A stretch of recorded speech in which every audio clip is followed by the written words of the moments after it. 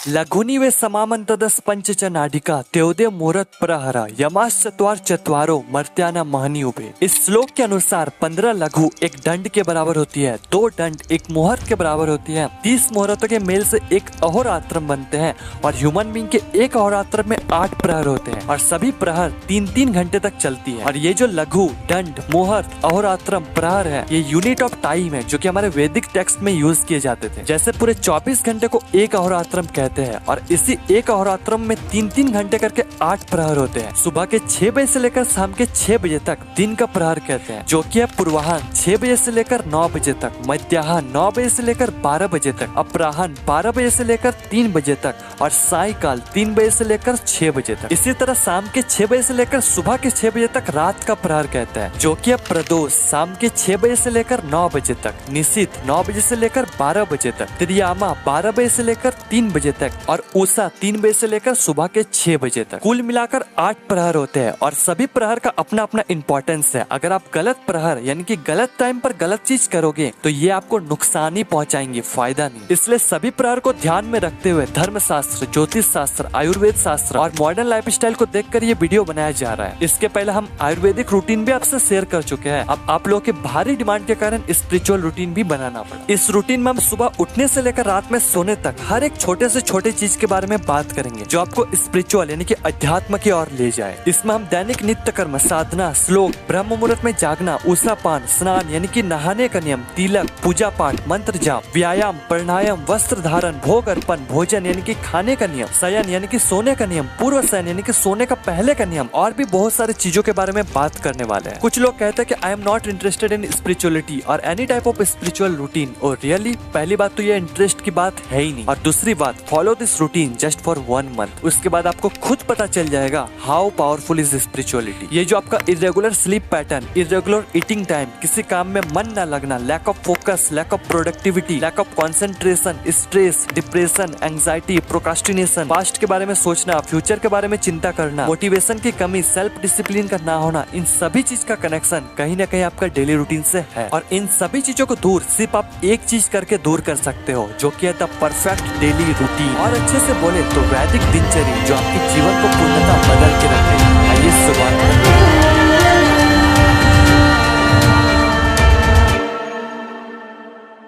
सबसे पहले इस रूटीन को 4 पार्ट में डिवाइड करते हैं। पहला प्रभातचर्या, इसमें हम दिन की शुरुआत करेंगे। दूसरा साधनाचर्या, इसमें हम उन सभी साधनाओं को प्रैक्टिस करेंगे जो हमारी स्पिरिचुअल लाइफ को और स्ट्रांग बनाएगी। तीसरा दिनचर्या, इसमें हम उन सभी चीजों के बारे में बात करेंगे जिससे हमारा पूरा दिन हेल्थी, प्रोडक्टिव और एनर्जेटिक हो। और चौथा रात्रिचर्या, इसमें हम रात के बारे में स्पेशली स्लीप यानी कि नींद के बारे में बात करेंगे। अब इतने सारे चीज को एक वीडियो में बता पाना इम्पॉसिबल तो नहीं, बता सकते हैं, लेकिन इससे होगा कि इतने सारे चीज को देख कर ही आप डर जाओगे, करना तो दूर की बात है। इसलिए इसे हम 4 पार्ट में डिवाइड कर रहे हैं। इस वीडियो में प्रभातचर्या के बारे में बात करेंगे, फिर पार्ट 2 में साधनाचर्या, तीसरा दिनचर्या और चौथा रात्रिचर्या। इस वीडियो में हम संपूर्ण प्रभातचर्या के बारे में बात करेंगे। मैं हर चीज को करने में कितना समय लगेगा ये भी बताऊंगा, साथ ही हम एग्जाम्पल के लिए खुद से रूटीन भी बनाएंगे जिसे देखकर आप फॉलो कर सकते हो। शुरुआत करते हैं सुबह उठने से कि एक्चुअल में हमें उठना कब चाहिए। अगर प्रहर की बात करें तो उषा प्रहर में, अगर मुहूर्त की बात करें तो ब्रह्म मुहूर्त में और अगर समय की बात करें तो 3 बजे से लेकर 6 बजे तक हमें उठ जाना चाहिए। अब ऐसा क्यों? एज वी ऑल नो हमारा बॉडी पंच महाभूत यानी कि पृथ्वी, जल, वायु, आकाश और अग्नि के मेल से बना हुआ है और इन्हीं पंच तत्वों के आपस के मेल से हमारी बॉडी के 3 मुख्य दोषा का निर्माण होता है। जब वायु और आकाश का मेल होता है तब वात दोष का निर्माण होता है। वात दोष हमारी बॉडी में मूवमेंट की कार्य करती है। ये 2 बजे से लेकर 6 बजे दिन रात दोनों टाइम सबसे ज्यादा डोमिनेंट रहता है। जब जल और अग्नि का मेल होता है तब पित्त दोष का निर्माण होता है। पित्त दोष हमारी बॉडी में एनर्जी देने का कार्य करती है। ये 10 बजे से लेकर 2 बजे के बीच डोमिनेंट रहता है। और जब जल और पृथ्वी का मेल होता है तब कफ दोष का निर्माण होता है। कफ दोष हमारे बॉडी में लुब्रिकेशन का कार्य करती है। ये 6 बजे से लेकर 10 बजे के बीच डोमिनेंट रहता है। अकॉर्डिंग टू आयुर्वेदा जब हमारे बॉडी में सबसे ज्यादा कफ दोष डोमिनेंट होता है तब हमें सो जाना चाहिए यानी कि 9-10 बजे के बीच। और जब हमारे बॉडी में सबसे ज्यादा वात दोष डोमिनेंट होता है तब हमें उठ जाना चाहिए यानी कि 4 से 6 बजे के बीच। और इसी दौरान ब्रह्म मुहूर्त की स्टार्टिंग होती है, इसलिए शास्त्रों में ब्रह्म मुहूर्त में उठने की सलाह दी जाती है। अगर आपको ब्रह्म मुहूर्त के एग्जैक्ट टाइम कैलकुलेट करना है तो सिंपली आपको कोई भी सर्च इंजन पर सर्च करना है sunrise time in your location. जैसे मैं सर्च करता हूँ सनराइज टाइम इन नैनीताल, तो जो भी सनराइज का टाइम है उससे 1 आवर 36 मिनट सब्ट्रैक्ट कर देना है। जो भी टाइम आया वही ब्रह्म मुहूर्त की स्टार्टिंग का टाइम। अब सबसे बड़ा चैलेंज हमारे सामने यह आता कि हम ब्रह्म मुहूर्त में उठ तो जाते हैं पर हमें समझ ही नहीं आता कि उसके बाद करे क्या। तो आज हम उसी के बारे में बात करेंगे कि ब्रह्म मुहूर्त में जागने के बाद हमें क्या करना चाहिए। इन माय केस ब्रह्म मुहूर्त की स्टार्टिंग इस टाइम होता है और अगर आप रेगुलर बेसिस पर प्रैक्टिस करते हो ब्रह्म मुहूर्त में जागने की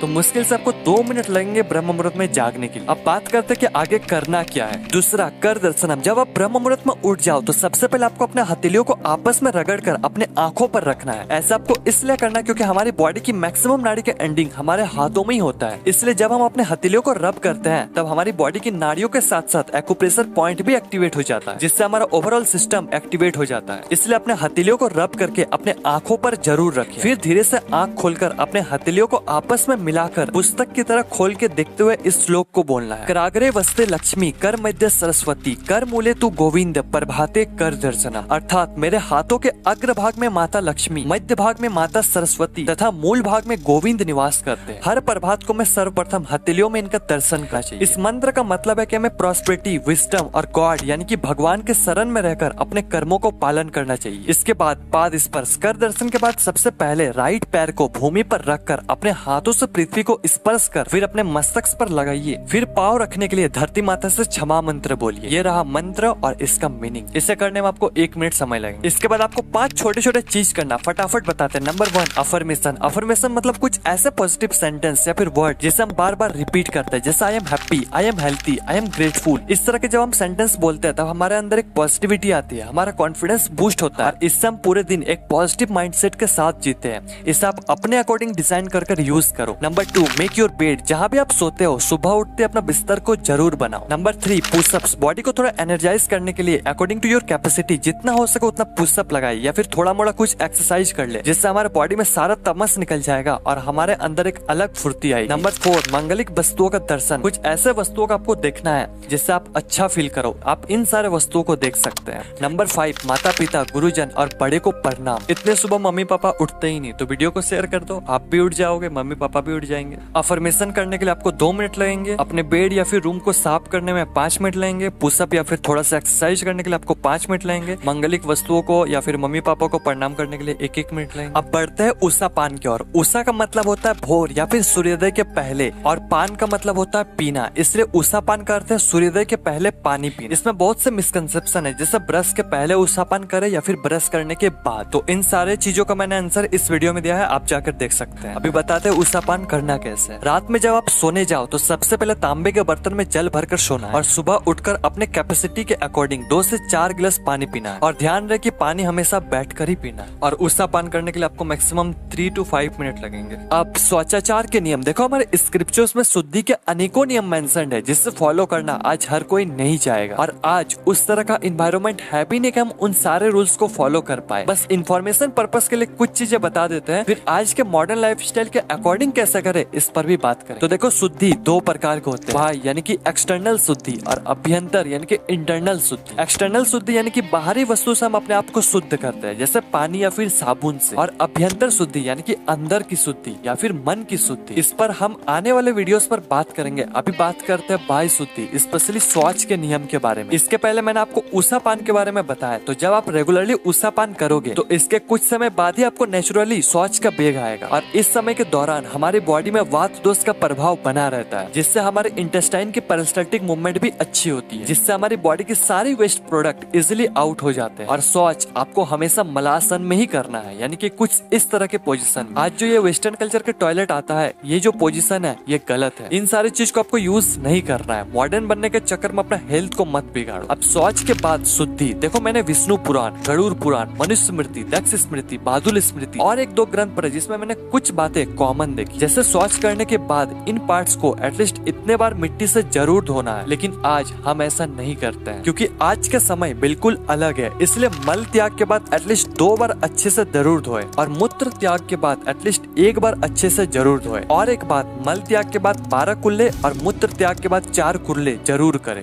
दंत धावन यानी कि टीथ क्लीनिंग। अब देखो, सुबह सुबह हम इतना मॉडर्न बनते हैं, मतलब वेस्टर्न कल्चर के जो टॉयलेट है उसे यूज करके हमारा मॉडर्निटी खत्म नहीं होता। अब हम लोग दांत दांतों के सफाई के लिए प्लास्टिक ब्रश, अभी तो इलेक्ट्रॉनिक ब्रश भी आ गए। और क्या कहते हैं, केमिकल पेस्ट, सॉरी टूथपेस्ट का यूज करते हैं। 100 ग्राम का 50 रुपया यानी कि 500 रुपया किलो का टूथपेस्ट। चलो ये भी ठीक है। माय क्वेश्चन इज, इतने महंगे टूथपेस्ट यूज करने के बावजूद भी टीथ यानी कि दांतों से रिलेटेड इतने समस्या क्यों आ रही है? आप जिस भी ब्रांड का टूथपेस्ट यूज करते हो उसके इंग्रेडिएंट्स लिस्ट निकालकर एक एक इंग्रेडिएंट्स को अच्छे से रिसर्च करो, फिर आपको पता चलेगा कि टूथपेस्ट है या फिर केमिकल पेस्ट। ये सब बंद करके दतवन का इस्तेमाल में लाओ। दतवन के लिए आप इन सारी चीज को यूज कर सकते हो। दतवन कैसे करना ये रहा।